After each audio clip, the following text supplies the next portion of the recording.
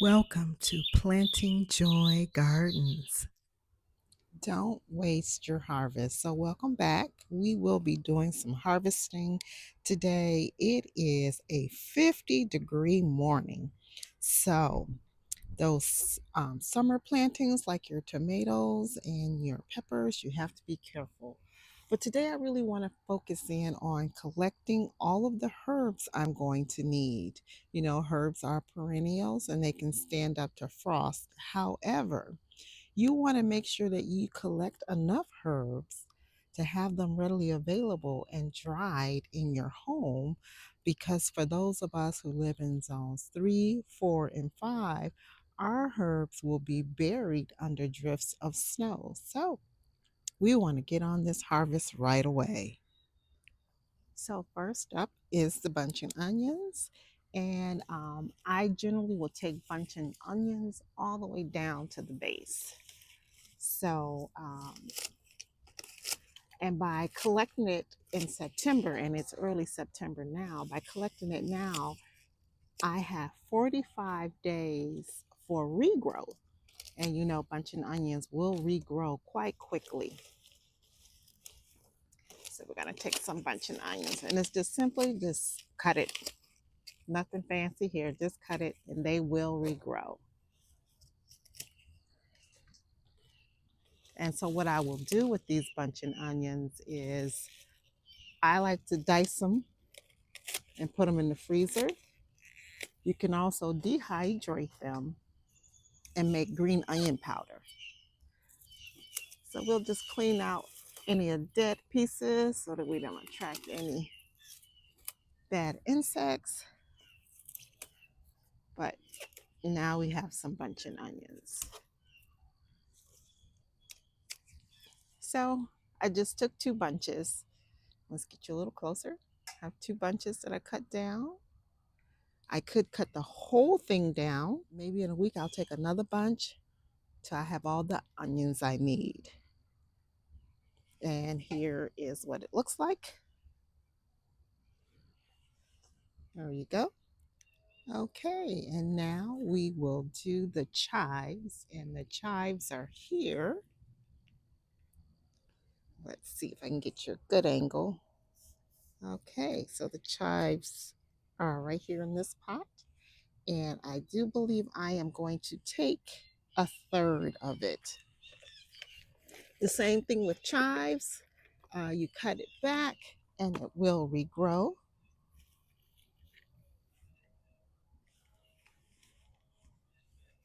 So I'm gonna give it a nice haircut, and it's actually falling over anyway. So I'll take half of it. Normally I would take about a third. And so here's my bundle of chives. And what I'll do with this, I'm taking out the bad pieces. I will dehydrate these and put in jars. I will use some fresh. I'll make mashed potatoes. But as you can see, even though I have harvested half of it, I still have plenty to use for fresh cooking and fresh use. Okay, the next thing will be the rosemary. Okay, so let's head on and get some rosemary. And the rosemary, this is a nice size, and I actually overwintered this last winter, but I really want to make sure I have plenty of rosemary. So, what I want to do is I'm going to try to take this down. Ooh, just like you would trim your evergreen bushes, I want to take this down at least a third. And then in 45 days, I will take an additional third of it. You just need to leave enough green to overwinter. And I will overwinter this in its pot, and I have it in a shelter. And that's why I have moved everything to this mini greenhouse frame. As it gets cooler, or if I get a surprise drop in temperature, I can just simply put the plastic over this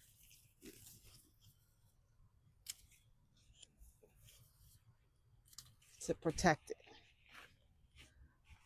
In my zone, zone 5B, 6A, and I consider myself a 5B because my first frost is historically October 15th. So that means I not only have frost, it can snow. We oftentimes get snow in October, and it's always snowing on Halloween here. And the same thing with this, with the rosemary. I'm not going to air dry it because it tends to have a sticky, wacky, waxy coat. I will use dehydration for this. Okay. And so it has a really nice shape now.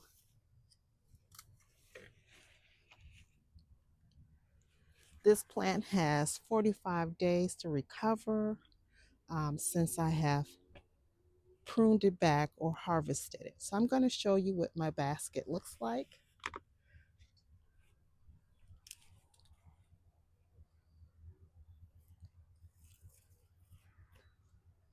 So this is how we're doing so far.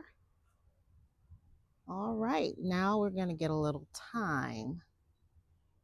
Okay, so what I'm going to do is actually shape this thyme up. So I'm going to take, I don't know if you can see that. Yes, you can. I want to take roughly a third of it.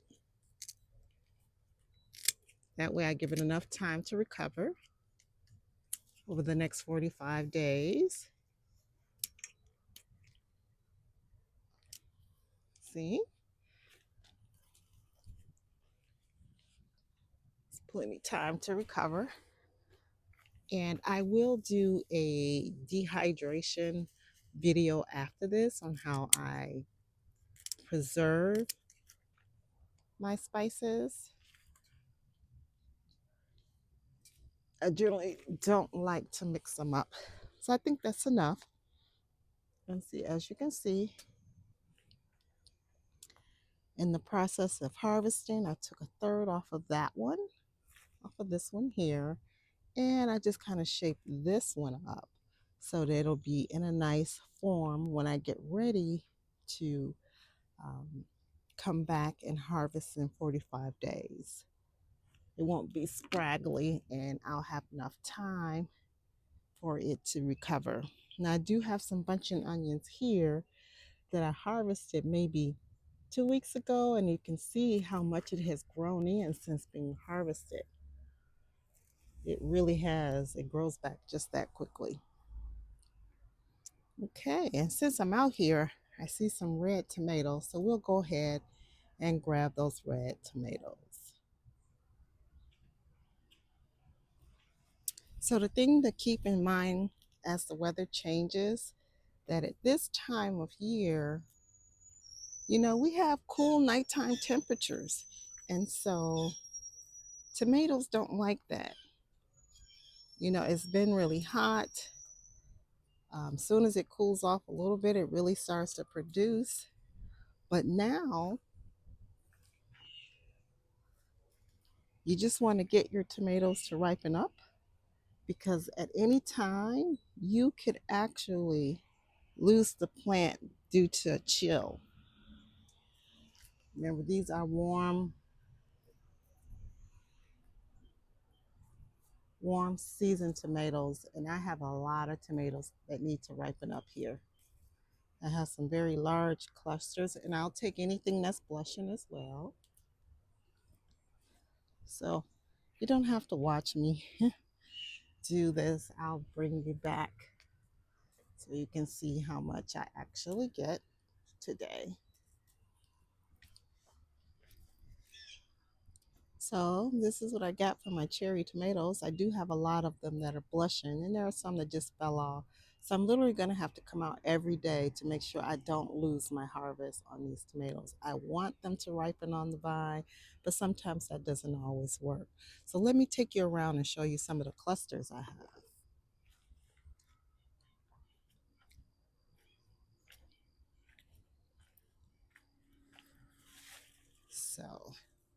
like this. We have very large clusters. And isn't this beautiful that they can produce like this?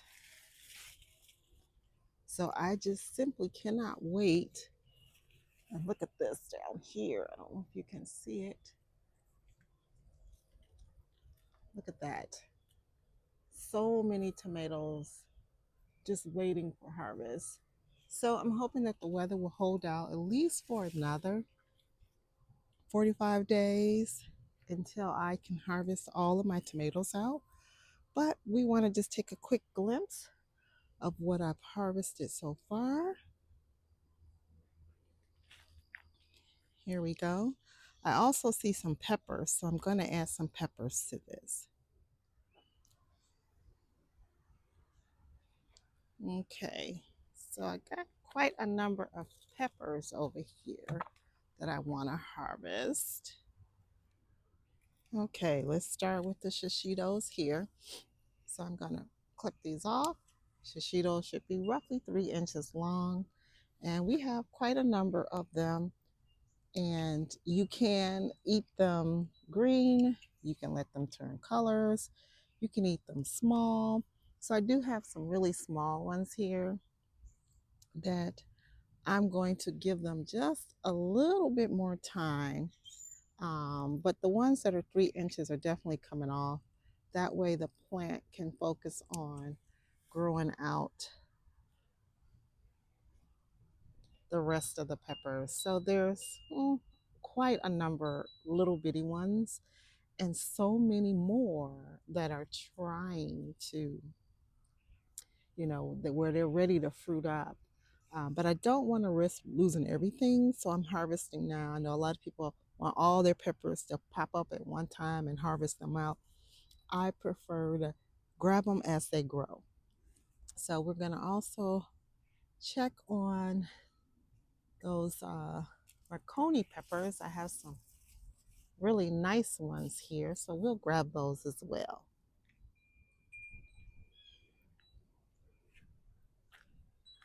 Okay, onward and upward to some really nice size peppers. Look at those gigantic Marconi. So we're gonna grab these off. This one here. And I get this one. And like I said, they could be eaten at any stage. So some of them are smaller, but that's okay. I'm not gonna wait for them to turn colors because we have the potential for them to actually freeze before they change color. So here we got some Marconi peppers. And this is what my harvest is looking like. So in addition to getting my herbs, I did get some peppers, some tomatoes, and I'm going to grab some basil since I'm here. Okay, so with the basil, I've done a great job in keeping it from flowering. So I am going to cut,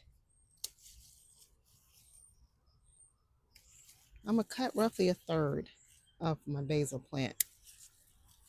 And where I'm cutting, so the basils have this point in the middle, and then you'll notice that the leaves are coming out, and that's where I'll cut. And I'll bring you in closer so that you can see the cutting points that I like to use. So I want to be able to dry a nice amount of basil.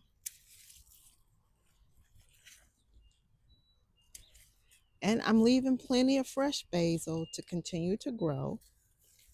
And by cutting it, I'm keeping it from flowering. And I'm guaranteeing that I will have what I need to get me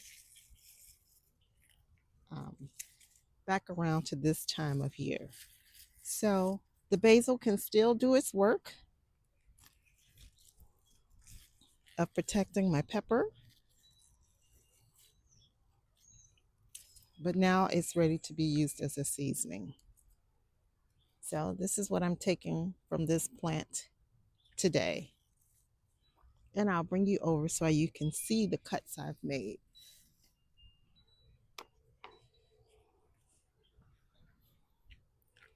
Okay, so let's take a look at how I've cut this.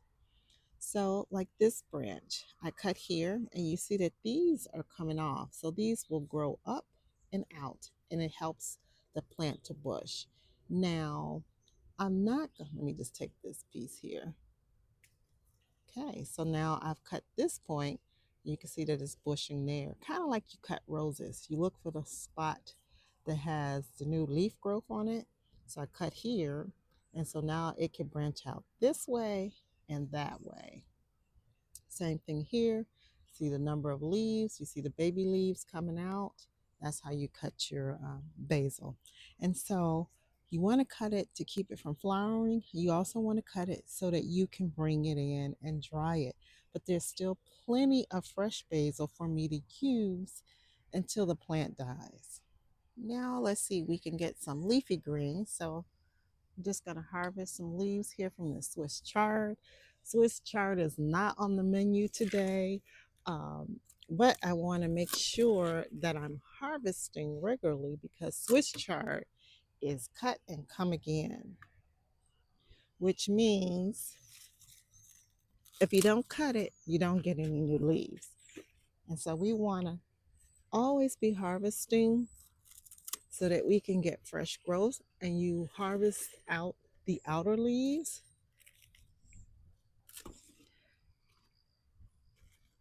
Okay. Just making sure that there's dirt and no insects on there. I think I'm going to add, here we go. So now we're going to add some kale to this. You know what? I think I'm going to take a little from this plant here.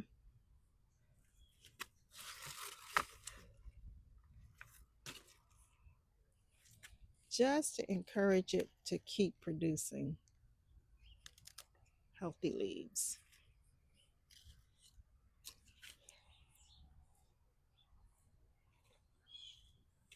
And I can remove any diseased leaves while I'm at it, so I won't use that one. Let's grab some kale from here.